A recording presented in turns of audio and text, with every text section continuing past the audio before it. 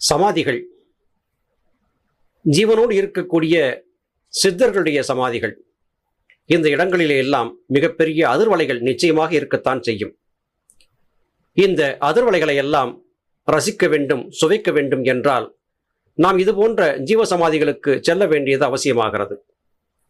ஒரு விடயத்தை சகோதர சகோதரிகள் கவனத்திலே கொள்ள வேண்டும். எந்த சித்தருடைய ஜீவசமாதிக்கு சென்றாலும் அங்கே சென்று தங்களுடைய தேவைகளுக்காக வேண்டுதல், பிரார்த்தனை என்பது செய்ய வேண்டாம். ஏனென்றால் சித்தர்களை பொறுத்தவரையிலும் நம்முடைய தேவை என்ன, நாம் எதை நோக்கி வந்திருக்கிறோம் என்பதை நிச்சயமாக கண்டுபிடித்து விடுவார்கள்.